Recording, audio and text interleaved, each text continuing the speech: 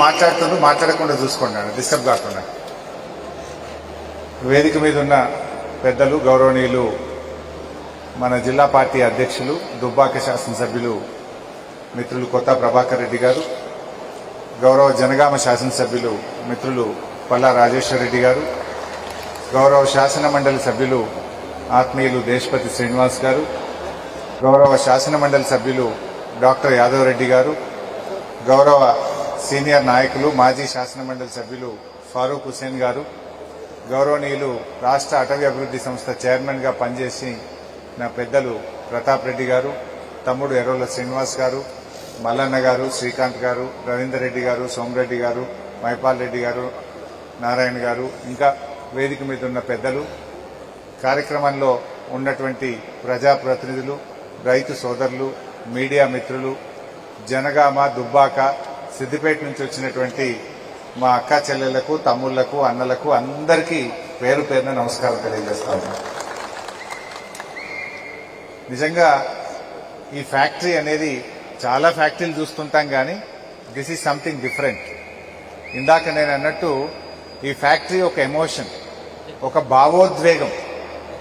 ఎందుకు భావోద్వేగం అంటే ఇది ప్రాంత రైతుల జీవితాలను మార్చేటువంటిది, వ్యవసాయ ముఖ చిత్రాన్ని మార్చేటువంటిది. ఈ ఫ్యాక్టరీ ఈ ప్రాంత రైతుల నవశకానికి నాంది కాబోతుంది. ఈ ఫ్యాక్టరీ ఎందుకంటున్నామంటే మనకు తెలుసు. ఇంకా నాకు ఒక పాత జ్ఞాపకం గుర్తొస్తుంది. 2004లో నేను కొత్తగా ఎమ్మెల్యే అయినప్పుడు ఇదే నంగునూరు మండలం, ఇదే నర్మేట ప్రాంతంకి ఒక ఫోన్ వచ్చింది ఒకరోజు నాకు. 2004లో ఏం ఫోన్ వచ్చిందంటే, సార్ నా పక్క పొంటోడు బోరేస్తుండు, ఎంఆర్ఓకు ఫోన్ చేస్తే ఆపుతలేడు, జర నువ్వు కలెక్టర్ సాబ్కు చెప్పి బోర్ ఆపవా, వాని బోర్ బండి వేయద్దు అంటే. ఆ రోజుల్లో ఇది ఒక డ్రాట్ ప్రోన్ ఏరియా.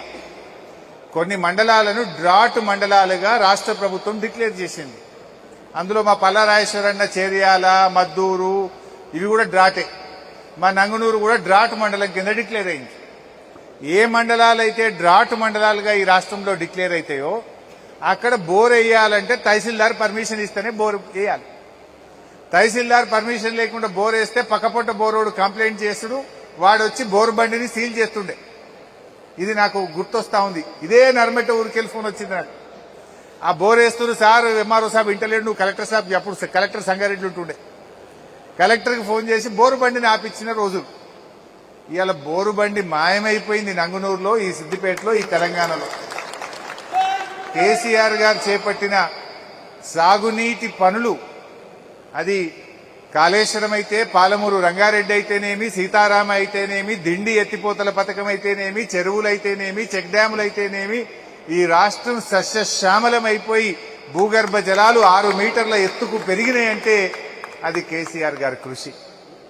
ఇప్పుడే మా ప్రభాకర్ అన్న చెప్పినట్టు అసలు ఇన్నేళ్లు పామాయిల్ ఎందుకు రాలే, గిప్పుడే నంగునూరుకు ఎందుకు వచ్చింది, గిప్పుడే తెలంగాణకు ఎందుకు వచ్చింది, మరి వెనకటగా అశ్వరావుపేట కాడ, సత్తుపల్లి కాడనే ఎందుకు పెట్టిండ్రు అంటే, అశ్వరావుపేట, సత్తుపల్లి అనేది సముద్ర తీరానికి 100-120 కిలోమీటర్ల దూరంలో ఉంటది కనుక, సముద్ర తీరానికి దగ్గరగా ఉంటే గాలిలో తేమ శాతం ఉంటది కనుక అక్కడ మాత్రమే పామాయిల్ బండేది.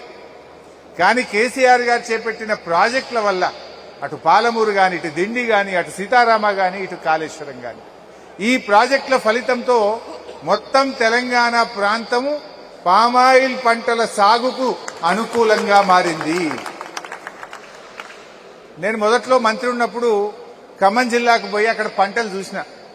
అదే ఇంత మంచి పంట ఎవరింటి కూడా చూసినా కారే, ఎవరు చూసినా డాబా ఇండ్లే, ఇంత మంచి ఇండ్లు ఉన్నాయి, ఇంత మంచి పంట పండుతుందని బాగా తెలుసుకున్న. పొద్దుగాలు లేచి తిరిగిన.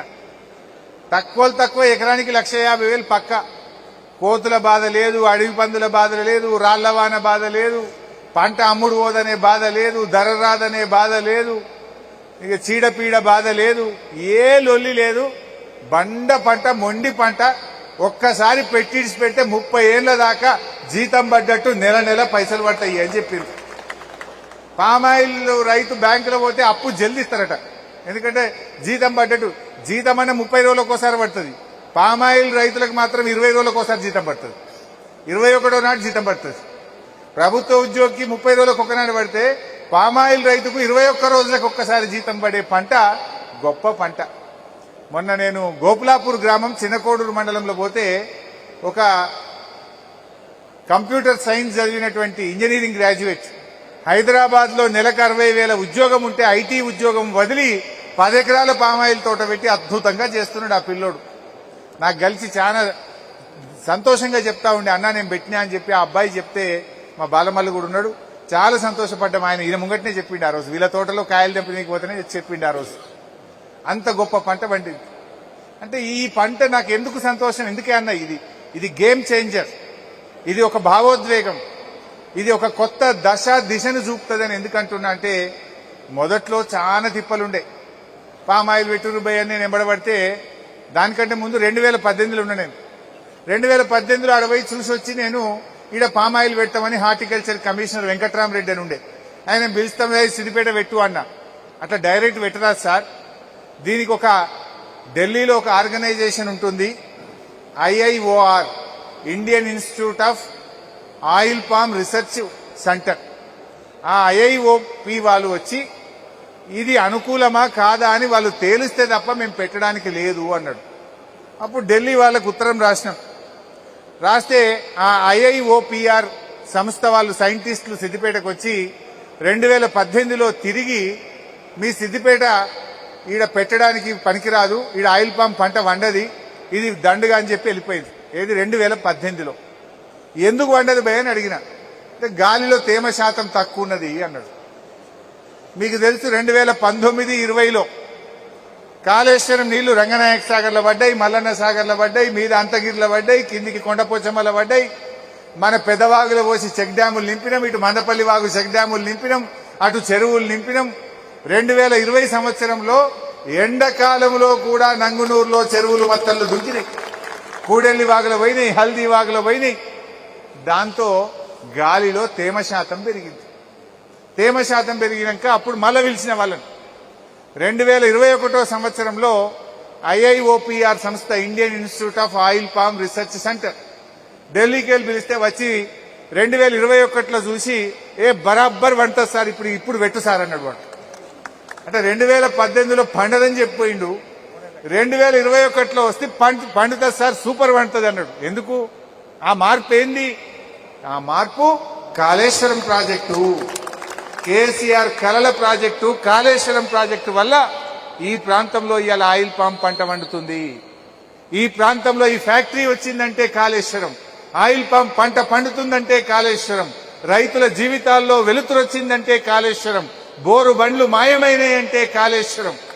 ఇది కాదా? ఎండాకాలం వచ్చిందంటే బాయిలు పుడకదీసుడు, బోర్లు గుద్దుడు, చెవులో కమ్మలు అమ్ముకునుడు, ఆయనతో మెడ మీద ఉన్న గుండ్లు అమ్ముకునుడు, బోరు పొక్కలలోనే పోసినాం కదా పైసలన్నీ. ఇవాళ బోర్ వేస్తుంది ఎవరన్నా? ఎవరి బోరు చూసినా 4 ఇంచులు 3 ఇంచులు పోతుంది. బాయిలలో మీదికే చెంబుతో నీళ్లు ముంచుకునేటట్టు బాయిలు నిండుగా ఉన్నాయా లేవా? ఇప్పుడు కలగన్నమా ఎప్పుడన్నా? ఆ కళలు నిజం చేసింది కాళేశ్వరం, ఆ కళల్ని నిజం చేసింది కేసీఆర్. ఆ కళల ఫలితమే ఈరోజు ఆయిల్ పామ్ పంట, ఈ ఫ్యాక్టరీ అని చెప్పి నేను మీకు గుర్తు చేస్తా ఉన్నా. ఎవడో తెలియకేందో మాట్లాడతారు.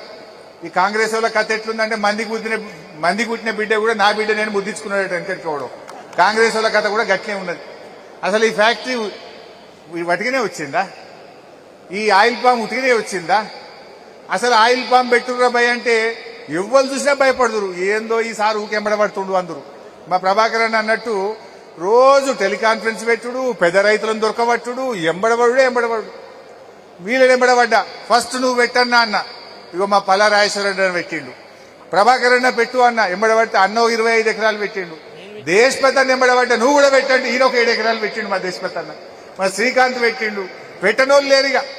నేను కనబడితే మా లీడర్లను ఆయిల్ పామ్ పెట్టినావా అని ముందు మీరు పెడితేనే రైతులు పెడతారు అని ఎంబడబడుతుంటే అట్లా పెట్టంగా ముందుకు సాగింది. అంటే ఒక ఆయిల్ పామ్ పెట్టాలంటే అపనమ్మకం ఉండే, ఏందో ఇది కొత్త కథ చెప్తుండు. బంగారమోలో నియమ 2 పసళ్ళు మంచి కాళేశ్వరం వచ్చింది, వట్టిగానే వరి పంట బ్రహ్మాండంగా వండుతుంది, అల్కగా వండుతుంది, ఇది ఏంది ఈ ఆయిల్ పామ్ అనుకున్నారు. ఎందుకంటే మనం వరి వండుతుంది, ఎకరాన 30,000 కంటే ఎక్కువ మిగులుతలేవు. వానకాలం 30, యాసంగి 30, 60,000. రాళ్ల వాన పడితే ఉత్తదే. ఏదన్నా చీడపీడ బాధ దోమపోటు తలిగితే అది ఉత్తదే. ఎప్పుడు ఏమయ్యేది తెలియదు. ఆ 60,000 కూడా పక్కా మిగిలేదు లేదు. ఇప్పుడు ఈ రేవంత్ రెడ్డి పుణ్యమా అని ఆయన ఎరువు దొరకకపోతే అది కూడా ఉత్తదే అయిపోయింది. అవి ఎర్రబడుతున్నాయి. ఇట్లాంటి వాటి బాధలు లేకుండా ఎకరాన 1,50,000 రూపాయలు బంగారమోలే జీతం పడ్డట్టు పడే పంట ఆయిల్ పామ్ పంట. అందుకో మా వేమలెంకన్న కూడా పెట్టిండు, నేను చెప్తే బతిలాడితే మొదలు పెట్టిండి, ఇప్పుడు కోతకు వచ్చింది. ఇట్లా ఎంతో మందిని కనబడితే ఎంబడబడి బాలమలతో కూడా పెట్టించిన, ప్రతి ఎంపీపీ జెడ్పీటీసీ ఎంబడబడి పెట్టించిన.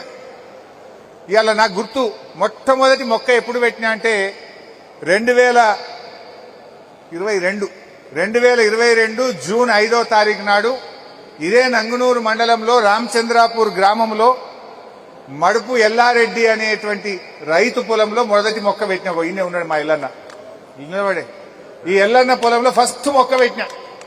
కమలాదేవి కదా, కమలాదేవి వదిన కమలాదేవి, తను ఎల్లన్న, ఇద్దరి పొలంలో పెట్టిన అన్నాడు ఫస్ట్ మొక్క. జూన్ 5, 2022 మొదటి మొక్క పోయి ఎల్లన్న నువ్వు పెట్టు నా జిమ్మెదారు అన్న. పెట్టిండు. ఎల్లన్న పొలంలో పోయి నేనే మొక్క పెట్టినా. ఎల్లన్న పెట్టింది 2 ఎకరాలు, కానీ ఇప్పుడు బ్రహ్మాండమైన పంట వెళ్తుంది.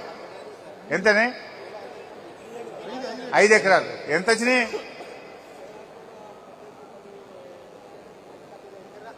ఎన్ని పైసలు వచ్చినాయి ఇప్పటికి? 5 లక్షలా? ఈడ ఇన్కమ్ ట్యాక్స్ లేదు, వ్యవసాయానికి ట్యాక్స్ ఫ్రీ, భయపడేది లేదు, ఇన్కమ్ ట్యాక్స్ ఏం లేదు. అయితే కూర్చో ఎల్లన్న, కూర్చో. అదే అయితే ఎల్లన్న చెప్పినట్టు మొక్కలు పెట్టుండ్రా అంటే భయపడదురు. అరే నా జిమ్మెదారు బై, నేను అట్లా అబద్ధం చెప్తానా? నేను ఏడికి పోతా? మీ ఎమ్మెల్యేని కదా, నేను తప్పు చెప్తానా? తప్పు చెప్తే రేపు మీ దగ్గర రాగలుగుతానా? నాకు ముఖం చెల్తుందా అని ఇట్లా బతిలాడి ఒక్కొక్క ఎకరం ఒక్కొక్క రైతుతో మాట్లాడి పంట పెట్టించినాం. ఇవాళ నిజంగా ఆ కళ సాకారమైంది. పంట చేతికి వచ్చింది, కళ్ళ ముందు ఫ్యాక్టరీ కనబడుతుంది, బ్యాంకులో డబ్బులు పడతా ఉంటే నిజంగా అందుకే ఇది ఒక భావోద్వేగము, ఇది ఒక ఆనంద బాష్పాలు రాల్చేటువంటి సమయం అని చెప్పి నేను ఇలా ఎంతో సంతోషంగా మాట్లాడుతా ఉన్నా. కలలు కనడం వేరు, కలలు నిజమైనటువంటి వేళ నిజమైనటువంటి ఆనందం. ఇది ఒక వ్యక్తికో ఒక ఊరికో జరిగే లాభం కాదు. ఇది యావత్ ఒక చుట్టుపక్కల 5 జిల్లాల రైతులకు ఈ ఫ్యాక్టరీ ఒక వరప్రదాయిని కాబోతా ఉంది. జనగామ జిల్లా గాని, ఇటు యాదాద్రి భువనగిరి జిల్లా గాని, అటు మహబూబాబాద్ జిల్లా గాని, ఇటు మెదకు, సంగారెడ్డి, అటు వనపర్తి, నారాయణపేట, అన్ని జిల్లాల మాల్ కూడా ఇడికే వస్తుంది. అంటే ఎంత లాభం అయితే ఆలోచించండి. నాకు ఈ మధ్య డాక్టర్ చంద్రారెడ్డి సార్, సిద్దిపేటలో డాక్టర్ చంద్రారెడ్డి అంటే తెలియని వాళ్ళు ఉండరు కదా, ఫేమస్ మీ అందరికీ. చంద్రారెడ్డి సార్ మొన్న కలిసిండి ఎన్నో ఫంక్షన్లో. అప్పుడు ఆయన ఎంబడబడి పెట్టు సార్ అంటే ఒక 8 ఎకరాలు పెట్టిండు. నేను బతిలాడితే మందపల్లి కాడ మెయిన్ రోడ్కే ఉంటుంది, రాజీవ్ రహదారి మీద. బతిలాడంగా 8 ఎకరాలు పెట్టిండు. హరీష్ రావు సాబ్ అప్పుడు నువ్వు చెప్తే ఏమో అనుకున్నా, కానీ పంట బాగా వండింది. ఆ మామిడి తోట జర ముసళ్ళు అయిపోయింది, 30 ఏళ్ళు అయింది, కొట్టేసిన ఇంకా 10 ఎకరాలు పెడుతున్నా ఆయిల్ పామ్ అంటుండు. 8 సోపతికి ఇంకా 10 పెడుతున్నా అంటుండు. అంటే ఇప్పుడు నేను అడగవలసిన అవసరం లేదు. మన అక్కనపల్లిలో మా నాగేందర్ అప్పుడు బతిలాటో 5 ఎకరాలు పెట్టిండు. ఇప్పుడు పంట చేతికి వచ్చింది, మజా దొరికింది, మళ్ళీ 5 ఎకరాలు తలిగించిండు. ఇక ఆయన వరి తీసి పారేసిండు, మొత్తం మళ్ళీ 5 ఎకరాలు తలిగించిండు. ఇట్లా ఇప్పుడు నేను చెప్పవలసిన అవసరం లేదు. ఇక రైతులే ఒకరిని చూసి ఒకరు, ఆ పెట్టిన రైతే ఇంకో 4 ఎకరాలు ఇంకా 3 ఎకరాలు ఉన్న భూమి కూడా మొత్తం ఆయిల్ పామ్ పెడుతున్నారు. అంటే ఇది నిజంగా లాభసాటి పంట, ఈ పంట మేలు జరుగుతుంది అని చెప్పి ఇవాళ ఎంతో మంది రైతులు ముందుకు వస్తా ఉంటే నాకు చాలా సంతోషం కలుగుతా ఉంది. అయితే ఇలా సందట్లో సడేమియా అన్నట్టు మొక్క పెట్టింది మనము, రీసెర్చ్ చేపించింది మనము, ఫ్యాక్టరీ మంజూరు చేపించింది మనము, జేబులో కత్తెర పెట్టుకుని తిరుగుతారు ఇక కాంగ్రెస్ వాళ్ళు. ఇక యాడ ఉంటాడో రిబ్బన్ కత్తిరిస్తుడే, పెట్టుడు లేదు కట్టుడు లేదు, కానీ రిబ్బన్ మాత్రం కత్తిరిస్తురుగా. ఇది ఒకటి కొత్త కథ మోపోయింది. వీడికి వస్తారట్టు ఇంకా వచ్చి రిబ్బన్ కత్తిరిస్తాం ఇక అంత మేమే మోసినట్టే, ఇక బరువు మోసినట్టే. ఇది ఎవరు పెట్టించిర్రు, ఎవరు దండాడినరు, అసలు ఈ నీళ్ళు ఎట్లా వచ్చినాయి, ఆ చెక్ డ్యామ్లు ఎట్లా కట్టినరు, ఆ చెరువులు ఎట్లా అయినాయి, కాళేశ్వరం నీళ్ళు ఇడికి ఎట్లా ముట్టినాయి, ఈ నర్సరీలు ములుక్కాడ ఒక నర్సరీ పెట్టినాం, రంగనాయక సాగర్ కాడ ఒక నర్సరీ పెట్టినాం, ఈ హుస్నాబాద్ కాడ ఒక నర్సరీ పెట్టినాం. ఆయిల్ పామ్ మొక్కలు పెంచడానికి కూడా 3 నర్సరీలు పెట్టి తండ్లాడి మొక్కలు పెంచి రైతులకు ఇచ్చి దీన్ని అంత చేసి పెడితే ఇక మేము తిరిగి వస్తామన్నట్టు వచ్చింది. ఈ రకంగా జరుగుతూ ఉంది. ఏమంటవే వంట అయినాక గడ్డ తిప్పినట్టు అంటుండు మల్లన్న. అయితే ఇలా నాటింది విత్తనం నాటింది బీఆర్ఎస్ ప్రభుత్వం, కానీ పండ్లు తినడానికి మాత్రం కాంగ్రెస్ వాళ్ళు బయలుదేరలేదు. మొక్క పెట్టింది, పెంచింది, పోషించింది బీఆర్ఎస్. ఆ పండ్లు వస్తే మాత్రం ఇక మేము తెంపుకుంటామంటూ అమాయకులు అంత ప్రజలకు తెలియదా దాని వెనుక చెమట చుక్కలు ఎవరికి పడ్డాయి, దాని వెనుక తండ్లాట ఎవరి, ఈ నీళ్ళు ఆడికేలు వచ్చినాయి, ఈ మొక్కల ఆడికేలు వచ్చినాయి, ఈ ఫ్యాక్టరీ ఆడికేలు వచ్చింది తెలియదా. ఈ ఫ్యాక్టరీ ఆ రోజు నిరంజన్ అన్న వ్యవసాయ శాఖ మంత్రిగా ఉండే, ఆ రోజు మీరు కూడా ఉన్నారు అందరూ. 13 ఏప్రిల్ 2022 నాడు అప్పటి వ్యవసాయ శాఖ మంత్రి నిరంజన్ రెడ్డి గారిని ఇక్కడ తీసుకొచ్చుకొని మీరందరూ కూడా ఇవాళ డాష్ మీద ఉన్న వాళ్ళు ఉన్నారు.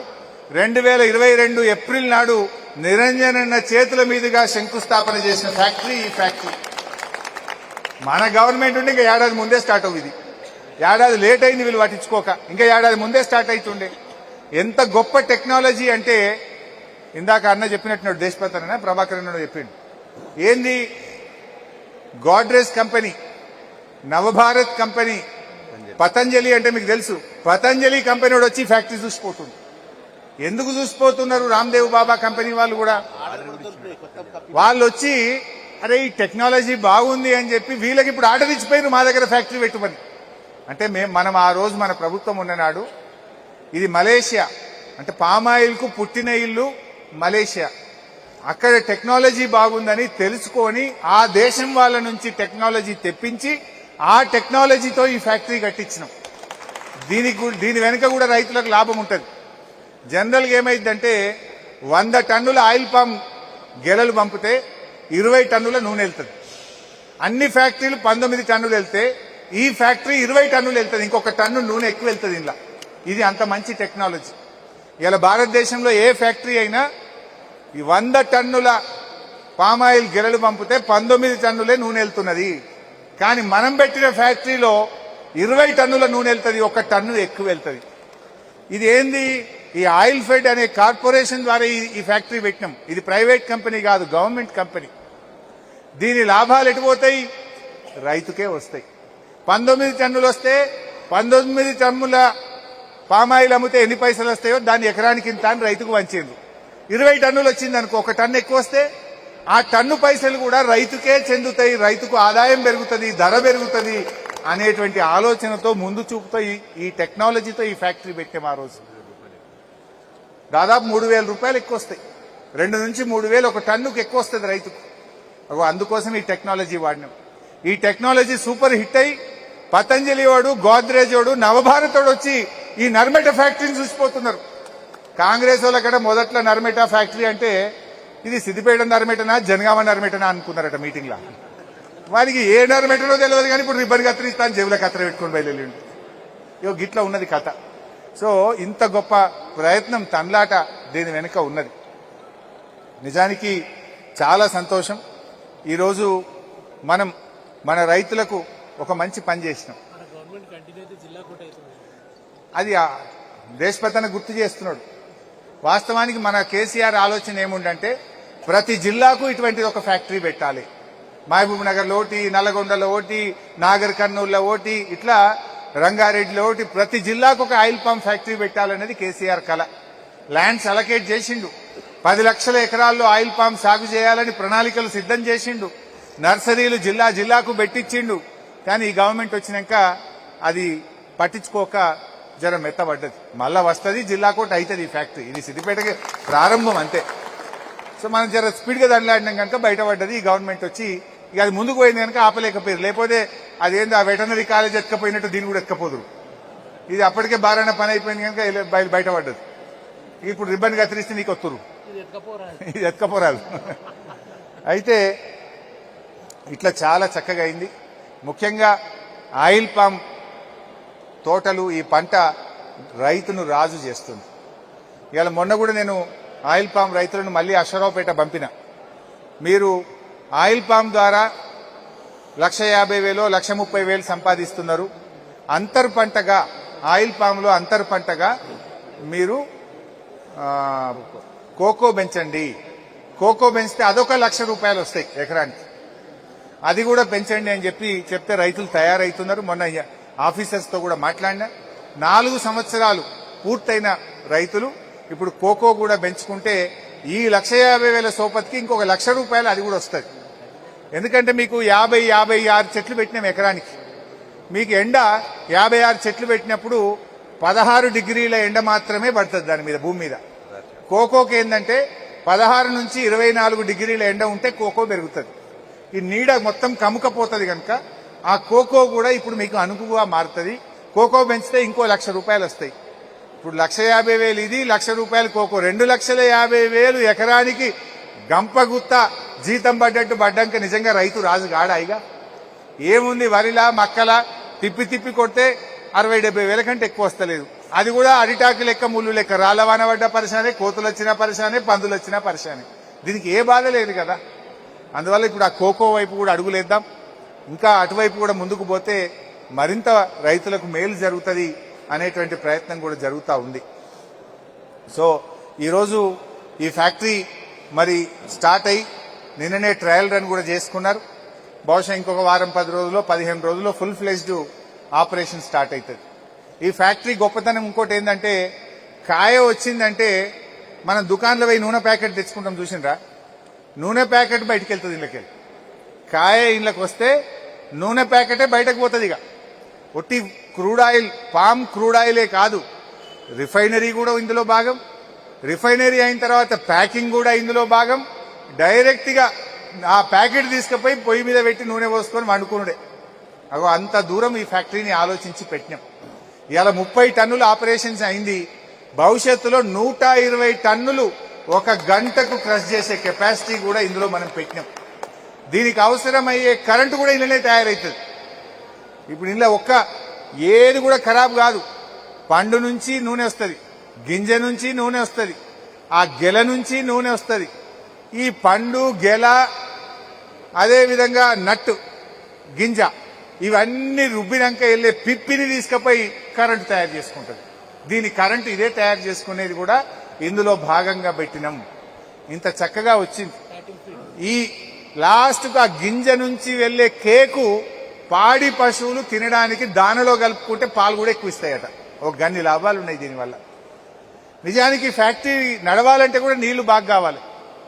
కాళేశ్వరం ఉంది కనుక, కాళేశ్వరం కాలువ దీని పక్కకేళ్ళు పోతుంది కనుక ఈడ 4 కోట్ల లీటర్ల ట్యాంకు కప్పుకొని కాళేశ్వరం నీళ్ళని అలా నింపి పెట్టుకుంటుంది కానీ ఈ ఫ్యాక్టరీ నడుస్తుంది. నీళ్లు లేకపోతే ఫ్యాక్టరీ రాదు. నీళ్లు లేకపోతే ఆయిల్ పామ్ సాగు కాదు. తేమ లేకపోతే ఆయిల్ పామ్ రాదు. అంటే ఫ్యాక్టరీ వచ్చినా, ఆయిల్ పామ్ వచ్చినా ఇదంతా పుణ్యం కాళేశ్వరం, కేసీఆర్. అది మర్చిపోవద్దు. చాలా మంది తెలియక మాట్లాడుతారు. వాడెవడో కాళేశ్వరం కూలింది అంటాడు. వాడికి వాడు కన్నులుంటే వచ్చి రంగనాయక సాగర్ లో చూస్తేనో, మా నర్మేట కాలువ చూస్తే కూలిందా, పండిందా, కాళేశ్వరంతో మేము బాగుపడ్డామా, చెడిపోయినామా, మా నర్మేట రైతుల్లో, మా ఖానాపూర్ రైతుల్లో, నంగునూరు వాళ్ళని అడిగితే చెప్తారు. చెప్పరా? మరి వాడు ఆడ కూర్చొని మాట్లాడతాడు, సోయి లేకుండా మాట్లాడుతున్నారు.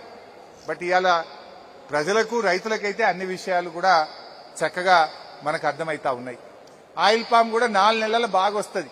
జూలై, ఆగస్ట్, సెప్టెంబర్, అక్టోబర్ ఈ 4 నెలల్లో 50% పంట వస్తుంది. 50% పంట 4 నెలలు వస్తుంది. మిగతా 8 నెలల్లో 50% వస్తుంది. ఇది సీజన్ బట్టి కూడా వస్తుంటది. ఇక కాంగ్రెస్ వాళ్ళ పాత్ర మనం పెద్ద మాట్లాడేదేం లేదు కానీ కొంతమందికి 6,000 ఉంటుంది మనుషులకు. అది ఉన్నా లేకున్నా దాని విలువలేందే కదా. ఈ ఫ్యాక్టరీ నిర్మాణంలో ఆయిల్ పామ్ ఈ ప్రాంతానికి రావడంలో కాంగ్రెస్ పాత్ర 6,000 లాంటిదే. అవునా కాదా? ఏమైనా ఉన్నదా? అందులో ఏమన్నా 6,000 లాంటిదే. వాళ్ళ పాత్ర ఏం లేదు ఇలా, అంతకు మించి ఇంకేం లేదు. సో ఏది ఏమైనా కూడా ఈరోజు ఒక డ్రాట్ ప్రోన్ ఏరియా, బోర్ వేసుకోవాలంటే దరఖాస్తు పెట్టి అనుమతి తీసుకొని బోర్ వేసుకునే ప్రాంతం ఇలా 4 ఇంచులు పోసి కోనే అనేటోళ్ళు లేకుండా ఎవరి ఇష్టం ఉన్నది బోర్లు వేసుకోవచ్చు, ఎవరి ఇష్టం ఉన్నది బాయిలు అవ్వుకోవచ్చు. అసలు అవసరమే లేకుండా ఒక సస్యశ్యామల తెలంగాణగా ఈ ప్రాంతం మారిందంటే బీఆర్ఎస్ 10 ఏళ్ల పాలన పుణ్యం. మా పల్లన్న చెప్పిండు, అప్పుడప్పుడు ఉత్తమ్ కుమార్ రెడ్డి అసెంబ్లీలో మాట్లాడతాడు, మేము వచ్చినాక బాగా పంట పండింది అన్నాడు. అంటే నేను లేచి అడిగిన, బాగా పండింది అంటున్నావు కదా ఉత్తమ్ కుమార్ రెడ్డి గారు, మీ 2 ఏళ్ళు అయింది కాంగ్రెస్ గవర్నమెంట్ వచ్చి, ఒక్క చెరువు తవ్వినవా? యాన్నను ఒక చెక్ డ్యామ్ కట్టినావా? యాన్నను ఒక జానెడు కాలువ తవ్వినవా? యాన్నన్న ఒక ఎకరానికి నీళ్లు ఇచ్చినావా? మరి ఆడికెళ్ళి పండిందే పంట? ఏమైనా మంత్రం వేసినావా? ఏం సంగతి? ఇదంతా కేసీఆర్ బీఆర్ఎస్ ప్రభుత్వం చేసిన పని ఫలితం తప్ప నువ్వు చేసింది ఏం లేదు అంటే దానికి ఆన్సర్ లేదు. 2 ఏళ్లలో యాన్నన్న ఒక 1000 ఎకరాలకు నీళ్ళు ఇచ్చినావు చెప్పమని ఏ ఊర్లు ఇచ్చిరో? యాన్నన్న ఒక ఎకరానికి నీళ్ళు ఇచ్చిందా కాంగ్రెస్ గవర్నమెంట్? మా పాలన చెప్పిండి. ఇప్పుడు 2014లో కొత్తగా తెలంగాణ ఏర్పడి బీఆర్ఎస్ గవర్నమెంట్ వచ్చినప్పుడు 22 లక్షల ఎకరాల్లో వరి సాగైంది. మనం దిగిపోయేటప్పుడు 1,22 లక్షల ఎకరాల్లో వరి సాగైంది. 1,00,00,000 ఎకరాలు ఏమన్నా మంత్రం వేస్తే పెరుగుతుందా? మ్యాజిక్ చేస్తే పెరుగుతుందా?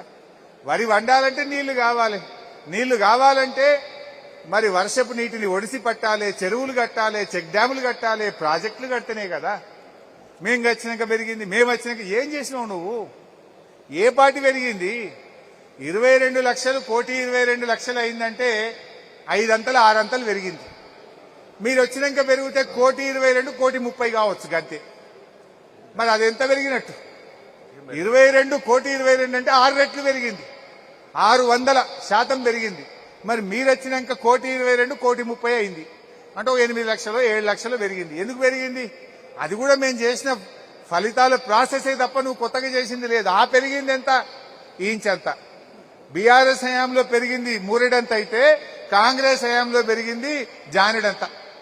దానికి పెరిగింది అంటాడు. ఆ పెరిగిన ఘనత కూడా మన ప్రభుత్వం చేసినటువంటి కృషి, మనం వేసిన సాలే తప్ప వాళ్ళు చేసింది ఏమి లేదు. సో ఇంత మంచి ఫ్యాక్టరీ రావడం నాకు చాలా సంతోషంగా ఉంది. ఇంకా కూడా సాగు పెరగాలి. ఎంతెంత సాగు పెరిగితే రైతులకు అంతంత మేలు జరుగుతుంది. నాకు నమ్మకం ఉంది. మొదటి రోజుల్లో ఒక్కొక్క రైతును ఒక్కొక్క మొక్క పెట్టుకుంటూ దండలాండం కానీ ఇప్పుడు రైతులే స్వచ్ఛందంగా ముందుకు వస్తున్నారు. ఈ ఫలితాలు అందరికీ అందినప్పుడే మాకు ఇంకా కడుపు నిండినంత సంతోషం అవుతుంది. ఎంత ఎక్కువ మంది రైతులు దీని ద్వారా లబ్ధి పొందితే, ఎంత ఎక్కువ మందికి మేలు దొరికితే మాకు అంత ఆనందం. కేసీఆర్ గారికి మా అందరికీ అంత సంతోషం. సో రైతు సోదరులారా, మరి దీన్ని ఇంకా చక్కగా మీరందరూ కూడా ఈ ఫ్యాక్టరీ ఇప్పుడు మీ కళ్ళ ముందు కనబడుతుంది, పండిన పంట మీ కళ్ళ ముందు కనబడుతుంది. మీ ఊర్లో ఉండే రైతు ఆ బ్యాంక్ అకౌంట్ చూడండి, పోయి ఆయన పాస్బుక్ తీసుకొని చూస్తే ఎప్పుడు పైసలు పడ్డాయో పాస్బుక్ లో కనబడతాయి కదా, ఎంత పడ్డాయో కనబడతాయి కదా. మీరు పెట్టిన వరి కంటే, మక్క కంటే, పత్తి కంటే పామాయిల్ ఎన్ని రెట్లు లాభం అవుతుందో ఒక పాస్బుక్ చూసి మీరు చూడండి, నేర్చుకోండి, మీరు కూడా వెయ్యండి అని నేను కోరుతా ఉన్నా. సో ఇది చాలా బాగుంది. ఇప్పటికే ప్రారంభించిన రైతులు కూడా కోకో లాంటి పంటలు కూడా వేసి ముందుకు సాగాలని చెప్పి ఈ సందర్భంగా అందరినీ కోరుకుంటూ, మరి ఈ సంతోషంలో మీరందరూ కూడా పాల్పంచుకున్నందుకు మరి ప్రతి ఒక్కరికి పేరు పేరున ధన్యవాదాలు తెలియజేస్తూ అందరికీ నమస్కారం. జై తెలంగాణ.